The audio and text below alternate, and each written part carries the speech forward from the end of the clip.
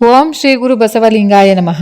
ನನ್ನೆಲ್ಲ ಪ್ರೀತಿಯ ವೀಕ್ಷಕರುಗಳಿಗೆ ವಚನಗಳು ವಿತ್ ಮುಗುಳುನಗೆ ಚಾನಲ್ಗೆ ಆತ್ಮೀಯವಾದ ಸ್ವಾಗತ. ಸ್ನೇಹಿತರೆ, ಇಂದಿನ ವಿಡಿಯೋದಲ್ಲಿ ಮಾತೆ ವಿರಾಗಿಣಿ ಅಕ್ಕಮಹಾದೇವಿಯವರ ಎರಡು ಅದ್ಭುತವಾಗಿರುವಂತಹ ವಚನ ಮತ್ತು ವಚನದ ಸಾರಾಂಶವನ್ನ ನೋಡೋಣ. ಅಕ್ಕಿ ಇಲ್ಲದ ತುಷಕ್ಕೆ ಅಗ್ವಣಿಯ ನೆರೆದೆಡೆ ಅದೆಂದೆಂದಿಗೆ ಬೆಳೆದು ಫಲವೊಪ್ಪುದಯ್ಯ. ಅರಿವಿಲ್ಲದವರಿಗೆ ಆಚಾರವಿದ್ದೆಡೆ ಅರಕೆಗಟ್ಟು ಸುಖವೆಂದಪ್ಪುದಯ್ಯ. ಹೊರೆದ ಪರಿಮಳ ಸ್ಥಿರವಾಗಬಲ್ಲುದೆ ಎನ್ನದೇವ. ಚನ್ನಮಲ್ಲಿಕಾರ್ಜುನ ನರಿಯದವರಿಗೆ ಆಚಾರವಿಲ್ಲ ಕಾಣಿರಣ್ಣ. ಈ ವಚನದಲ್ಲಿ ಮುಖ್ಯವಾಗಿ ಆಚಾರ ಮತ್ತೆ ಅರಿವು ಅಂದ್ರೆ ನಮ್ಮ ನಡತೆಗೂ ನಮ್ಮ ತಿಳುವಳಿಕೆಗೂ ಇರೋ ಸಂಬಂಧದ ಬಗ್ಗೆ ಅಕ್ಕಮಹಾದೇವಿಯವರು ಪ್ರಶ್ನೆ ಮಾಡ್ತಾರೆ. ಒಂಥರ ಆಳವಾದ ವಿಷಯ. ಇದನ್ನ ಸ್ವಲ್ಪ ಸರಳವಾಗಿ ಅರ್ಥ ಮಾಡಿಕೊಳ್ಳೋ ಪ್ರಯತ್ನವನ್ನ ಮಾಡೋಣ. ಇದು ಅಕ್ಕಮಹಾದೇವಿಯವರ ಚಿಂತನೆಗಳಲ್ಲಿ ಬಹು ಮುಖ್ಯವಾದ ವಚನ. ಹೊರಗಿನ ಆಚರಣೆಗಳಿಗಿಂತ ಒಳಗಿನ ಅರಿವಿಗೆ ಹೆಚ್ಚು ಒತ್ತು ಕೊಡುತ್ತೆ ಈ ವಚನ. ಅದಕ್ಕೆ ಅವರು ಬಳಸುವ ಹೋಲಿಕೆಗಳು ಸರಳ ಆದರೂ ಬಹಳ ಶಕ್ತಿಯುತವಾಗಿವೆ. ಹಾಗಾದರೆ ವಚನದ ಮೊದಲೇ ಸಾಲಲ್ಲಿ ನೋಡೋಣ. ಅಕ್ಕಿ ಇಲ್ಲದ ತುಷಕ್ಕೆ ಅಗ್ವಣಿಯ ನೆರೆದೆಡೆ ಅದೆಂದಿಗೆ ಬೆಳೆದು ಫಲವೊಪ್ಪುದಯ್ಯ. ಅಂದ್ರೆ ಕಾಳು ಇಲ್ಲದೆ ಬರೀ ಹೊಟ್ಟನ್ನ ನೀವು ಬಿತ್ತಿದ್ರೆ, ಅದಕ್ಕೆ ನೀರು ಹಾಕಿದ್ರೆ ಅದು ಯಾವತ್ತಾದ್ರೂ ಬೆಳೆ ಕೊಡುತ್ತಾ ಅಂತ ನೇರವಾಗಿ ಕೇಳ್ತಾರೆ. ಇದರ ಹಿಂದಿನ ಅರ್ಥ ಏನು ಅಂದ್ರೆ, ಇಲ್ಲಿ ತುಷ ಅಂದ್ರೆ ಹೊಟ್ಟು. ಈ ಹೊಟ್ಟು ಅಂದ್ರೇನೆ ತಿಳುವಳಿಕೆ ಇಲ್ಲದ ಬರೀ ಮೇಲ್ನೋಟದ ಆಚರಣೆಗಳು. ಅಕ್ಕಿ ಅಂದ್ರೆ ಆ ನಿಜವಾದ ಜ್ಞಾನ, ಆಂತರಿಕ ಅರಿವು. ಆ ಜ್ಞಾನ ಅನ್ನೋ ಅಕ್ಕಿಯ ಇಲ್ಲದೆ ಬರೀ ಆಚರಣೆಗಳೆಂಬ ಹೊಟ್ಟನ್ನೇ ಹಿಡಿದು ಅದಕ್ಕೆ ಎಷ್ಟೇ ಅಗ್ವಣಿ ಅಂದ್ರೆ ನೀರು ಗೊಬ್ಬರ ಹಾಕಿದ್ರೂ ವ್ಯರ್ಥ. ಅದರಿಂದ ಯಾವತ್ತೂ ಆಧ್ಯಾತ್ಮಿಕ ಫಲ ಅಂದ್ರೆ ನಿಜವಾದ ಸುಖ ನೆಮ್ಮದಿ ಸಿಗಲ್ಲ ಅಂತ ಸ್ಪಷ್ಟವಾಗಿ ಹೇಳ್ತಾರೆ. ಅಂದ್ರೆ ನಾವು ಮಾಡುವ ಕೆಲಸದಲ್ಲಿ ತಿರುಳಿಲ್ಲ ಅಂದ್ರೆ ಅದರ ಪರಿಣಾಮವು ಶೂನ್ಯ ಅಂತ ಆಯ್ತು. ಈಗ ಮುಂದೆ ಇನ್ನೊಂದು ಸಾಲಲ್ಲಿ ಹೇಳ್ತಾರೆ, ಅರಿವಿಲ್ಲದವರಿಗೆ ಆಚಾರವಿದ್ದರೆ ಅರಕೆ ಕಟ್ಟು ಸುಖವೆಂದಪ್ಪುದಯ್ಯ. ಇಲ್ಲಿ ಅರಕೆಗಟ್ಟು ಅಂದ್ರೆ ಅನ್ನೋ ಪದ ಇದೆಯಲ್ಲ, ಇದು ಒಂಥರ ಕೇಳೋಕೆ ಸ್ವಲ್ಪ ಕಠಿಣ ಅನ್ಸುತ್ತೆ. ಆದರೆ ಆ ಪದದಲ್ಲಿ ಒಂದು ತೀವ್ರತೆ ಇದೆ. ಅರಕೆಗೆಟ್ಟು ಅಂದ್ರೆ ನಾಶವಾಗಿ ದಾರಿ ತಪ್ಪು ಹೋಗೋದು. ಅಕ್ಕನವರ ಪ್ರಕಾರ ಅರಿವಿಲ್ಲದೆ ಯಾಕೆ ಮಾಡಿಟ್ಟಿದ್ದೀವಿ ಅಂತ ಗೊತ್ತಿಲ್ಲದೆ ಯಾಂತ್ರಿಕವಾಗಿ ಆಚರಣೆಗಳನ್ನ ಮಾಡಿದ್ರೆ ಅವು ನಮ್ಮನ್ನ ಒಳ್ಳೆ ದಾರಿಗೆ ಕೊಂಡೊಯ್ಯೋ ಬದಲು ಹಾಳು ಮಾಡಬಹುದು. ಅದರಿಂದ ನಿಜವಾದ ಸುಖ ಸಿಗೋಕೆ ಸಾಧ್ಯನೇ ಇಲ್ಲ ಅಂತ ಸ್ಪಷ್ಟವಾಗಿ ಹೇಳ್ತಾರೆ. ಆದರೆ ಒಂದು ಪ್ರಶ್ನೆ ಬರುತ್ತೆ, ಕೆಲವರು ಹೇಳ್ತಾರಲ್ಲ, ಮಾಡ್ತಾ ಮಾಡ್ತಾ ಅದರ ಅರ್ಥ ಗೊತ್ತಾಗುತ್ತೆ ಅಂತ. ಅಂದ್ರೆ ಆಚರಣೆಯಿಂದ ಒಂದು ಶಿಸ್ತು ಬಂದ ಮೇಲೆ ನಿಧಾನವಾಗಿ ತಿಳುವಳಿಕೆ ಮೂಡುತ್ತೆ. ಸಾಧ್ಯವೋ ಇಲ್ವೇನೋ ಇದು ಸಹಜವಾದ ಪ್ರಶ್ನೆ. ಬಹುಶಃ ಲೌಕಿಕವಾದ ಕೆಲವು ವಿಷಯಗಳಲ್ಲಿ ಆಗಾಗಬಹುದು. ಅಭ್ಯಾಸದಿಂದ ಕೌಶಲ್ಯ ತಿಳುವಳಿಕೆ ಬರಬಹುದು. ಆದರೆ ಅಕ್ಕಮಹಾದೇವಿಯವರು ಇಲ್ಲಿ ಮಾತಾಡ್ತಾ ಇರೋದು ಪರಮ ಸತ್ಯದ ಅಂದ್ರೆ ಆ ದೈವಿಕ ಅನುಭವದ ಬಗ್ಗೆ. ಅವರ ಪ್ರಕಾರ ಈ ಮೂಲಭೂತವಾದ ಅರಿವು, ಆ ಜ್ಞಾನ ಮೊದಲು ಬರಬೇಕು. ಆಮೇಲೆ ಮಾಡೋ ಆಚಾರಕ್ಕೆ ಒಂದು ನಿಜವಾದ ಬೆಲೆ ಅರ್ಥ ಬರುತ್ತೆ. ಬರೀ ಹೊರಗಿನ ಕ್ರಿಯೆಗಳು ಆ ಆಂತರಿಕ ಜ್ಞಾನಕ್ಕೆ ಸಮನಾಗಲ್ಲ. ಅಂದ್ರೆ ಜ್ಞಾನವೇ ಅಡಿಪಾಯ. ಮುಂದಿನ ಒಂದು ದೃಷ್ಟಾಂತ ಕೂಡ ಇದೆ, ದಾಟಿಯಲ್ಲಿದೆ. ಹೊರದ ಪರಿಮಳ ಸ್ಥಿರವಾಗಬಲ್ಲುದೆ ಅಂದ್ರೆ ಹೊರಗಿನಿಂದ ಪೂಸಿದ ಸುಗಂಧ ಅದು ಎಷ್ಟೊತ್ತು ಇರುತ್ತೆ? ಶಾಶ್ವತವೇ? ಖಂಡಿತ ಇಲ್ಲ ಅಲ್ವಾ, ಕ್ಷಣಿಕ ಅದು. ಇದು ಕೂಡ ಅದೇ ವಿಷಯಕ್ಕೆ ಇನ್ನೊಂದು ಹೋಲಿಕೆ ಇದೆ. ಜ್ಞಾನ ಇಲ್ಲದ ಆಚರಣೆಗಳು ಕೂಡ ಹಾಗೆ. ಹೊರಗಿನಿಂದ ನೋಡೋಕೆ ಆಕರ್ಷಕವಾಗಿ ಪರಿಮಳದಂತೆ ಕಾಣಿಸಬಹುದು, ಆದರೆ ಅದು ಬಾಹ್ಯ ಲೇಪನದ ಹಾಗೆ ಅಸ್ಥಿರ. ನಿಜವಾದ ಆಧ್ಯಾತ್ಮಿಕ ಅನುಭೂತಿ ಅದು ಒಳಗಿನಿಂದ ಬರೋ ಸ್ಥಿರವಾದ ಸುವಾಸನೆ ಇದ್ದ ಹಾಗೆ. ಕೊನೆಗೆ ಅಕ್ಕನವರು ತಮ್ಮ ಆರಾಧ್ಯ ದೈವ ಚನ್ನಮಲ್ಲಿಕಾರ್ಜುನನನ್ನೇ ಮುಂದಿಟ್ಕೊಂಡು ಹೇಳ್ತಾರೆ, ಎನ್ನ ದೇವ ಚನ್ನಮಲ್ಲಿಕಾರ್ಜುನ ನನಗರಿಯದವರ ಆಚಾರವಿಲ್ಲ ಕಾಣಿರಣ್ಣ. ಇಲ್ಲಿಗೆ ಬಂದು ನಿಲ್ಲುತ್ತೆ ವಚನ. ಬಹಳ ಸ್ಪಷ್ಟವಾಗಿ ಒಂದು ತೀರ್ಮಾನದ ಹಾಗೆ ಇದರ ಸಾರಾಂಶವನ್ನ, ಪೂರ್ತಿ ವಚನದ ಒಂದು ಕೇಂದ್ರ ಬಿಂದು ಅಕ್ಕನವರ ಪ್ರಕಾರ ನಿಜವಾದ ಆಚಾರ ಅಂದ್ರೆ ಸಾರ್ಥಕವಾದ ನಡತೆ ಅಥವಾ ಜೀವನದ ಕ್ರಮ. ಅದರ ಮೂಲವೇ ಪರಮಾತ್ಮನ ಅರಿವು. ಇಲ್ಲಿ ಅವರ ಪಾಲಿಗೆ ಅದು ಚನ್ನಮಲ್ಲಿಕಾರ್ಜುನನ ಅರಿವು. ಆ ದೈವಿಕ ಸತ್ಯವನ್ನ, ಆ ಚೈತನ್ಯವನ್ನ ಅರಿಯದೆ ಮಾಡುವ ಬಾಹ್ಯ ಆಚರಣೆಗಳಿಗೆ ಯಾವ ನಿಜವಾದ ಮೌಲ್ಯವೂ ಕೂಡ ಇರುವುದಿಲ್ಲ. ಅವು ಕೇವಲ ಅರ್ಥವಿಲ್ಲದ ಕ್ರಿಯೆಗಳು ಅಷ್ಟೇ.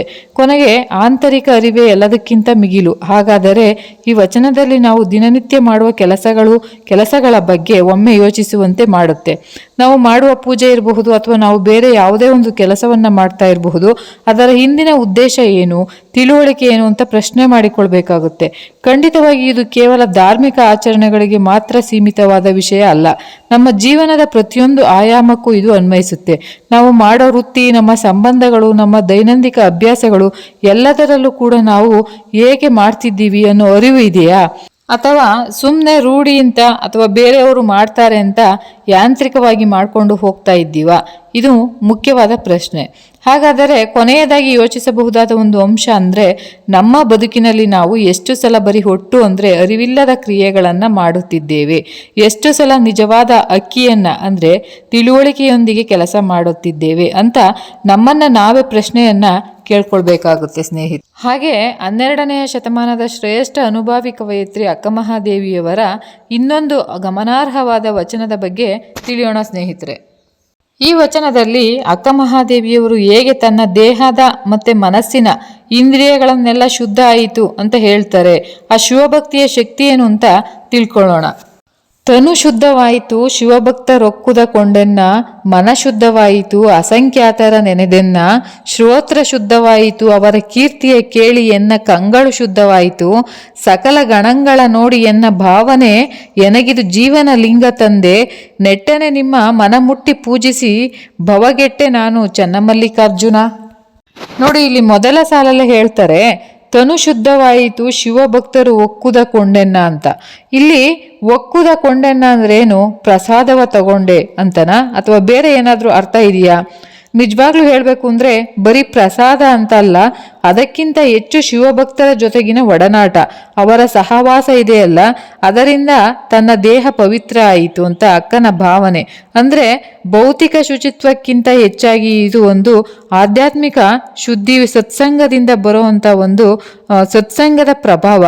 ಅದು ಸರಿ, ದೇಹದ ನಂತರ ಮನಸ್ಸಿನ ಶುದ್ಧಿ ಕಡೆಗೆ ಹೋಗ್ತಾರೆ. 2ನೇ ಸಾಲಲ್ಲಿ ಮನ ಶುದ್ಧವಾಯಿತು ಅಸಂಖ್ಯಾತರ ನೆನೆದೆನ್ನ ಅಂತ ಇದೆಯಲ್ಲ, ಈ ವಚನದಲ್ಲಿ ಈ ದೇಹಕ್ಕೆ ಭಕ್ತರ ಸಹವಾಸ ಮುಖ್ಯ, ಆದರೆ ಮನಸ್ಸಿಗೆ ಅಸಂಖ್ಯಾತ ಶರಣರನ್ನ ಅಂದರೆ ಮಹಾತ್ಮರನ್ನ ನೆನಪು ಮಾಡಿಕೊಳ್ಳುವುದು ಮುಖ್ಯ ಅಂತಾರೆ. ಅಂದರೆ ಸ್ಮರಣೆ ನೆನಪಿನ ಶಕ್ತಿ, ಅದೇ ಸ್ಮರಣೆಯ ಮಹತ್ವ. ನಾವು ಯಾರ ಬಗ್ಗೆ ಯೋಚನೆ ಮಾಡ್ತೀವಿ, ಯಾರನ್ನ ನೆನಪಿಸಿಕೊಳ್ತೀವಿ ಅನ್ನೋದನ್ನ ನಮ್ಮ ಮನಸ್ಸಿನ ಸ್ಥಿತಿಯನ್ನ ಡಿಸೈಡ್ ಮಾಡುತ್ತೆ.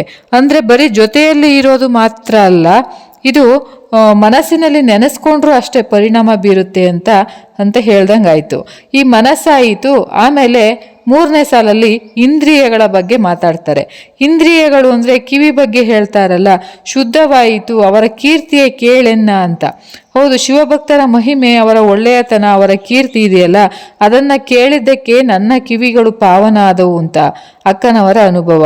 ಆಹಾ, ಇದು ಒಂದು ಸುಮ್ಮನೆನಾ ಶಬ್ದ ಕೇಳೋದಲ್ಲ, ಬದಲಿಗೆ ಒಂದು ಒಳ್ಳೆಯ ಮಾತು, ಭಗವಂತನ ಗುಣಗಾನ ಇದೆಯಲ್ಲ, ಇದನ್ನ ಕೇಳೋದ್ರಿಂದ ಆಗೋ ಒಂದು ಆಂತರಿಕ ಬದಲಾವಣೆ ಈ ಕಿವಿ ಮೂಲಕನೂ ಶುದ್ಧಿ ಆಗೋದು ಸಾಧ್ಯ ಅಂತ ಹೇಳ್ತಾರೆ.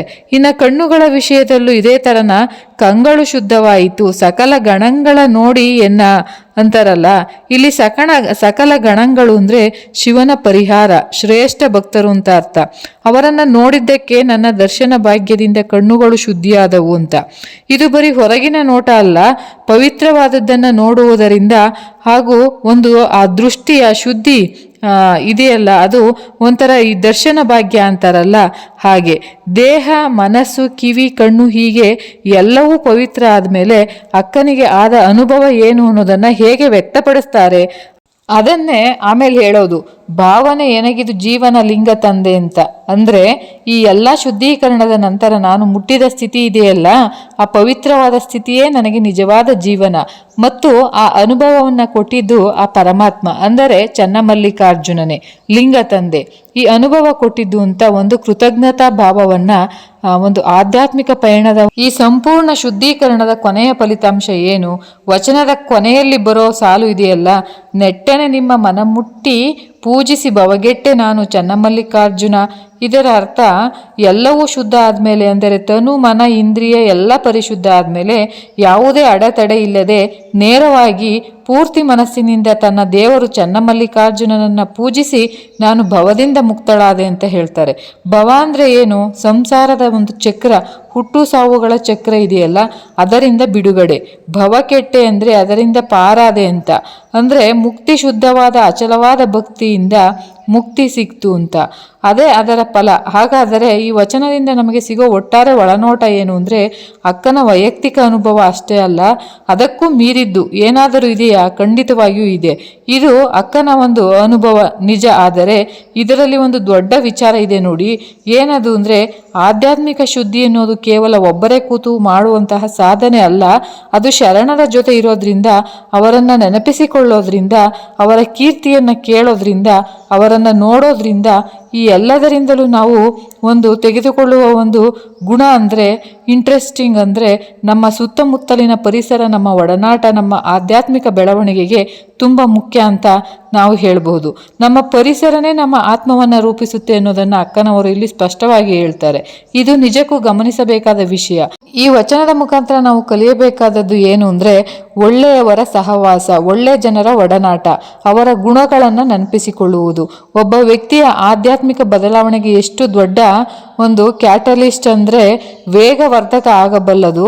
ಹೌದು, ಅಕ್ಕನವರು ಹೇಳೋ ಈ ಶುದ್ಧೀಕರಣದ ದಾರಿಗಳು ಅಂದರೆ ಈ ಸಾಂಗತ್ಯ, ಸ್ಮರಣೆ, ಕೇಳೋದು, ನೋಡೋದು ಇವೆಯಲ್ಲ ಇವತ್ತಿನ ನಮ್ಮ ಜೀವನಕ್ಕೆ, ನಮ್ಮ ಒಂದು ಹುಡುಕಾಟಕ್ಕೆ ಹೇಗೆಲ್ಲ ಉಪಯೋಗಕ್ಕೆ ಬರಬಹುದು ಅನ್ನೋದನ್ನು ನಾವು ಇಲ್ಲಿ ಆಲೋಚನೆ ಮಾಡಲೇಬೇಕಾಗಿರುವಂತಹ ಒಂದು ವಿಷಯ ಅಂತ ಹೇಳ್ತಾ ಇಂದಿನ ಈ ವಿಡಿಯೋವನ್ನು ಮುಗಿಸುತ್ತಿದ್ದೇನೆ.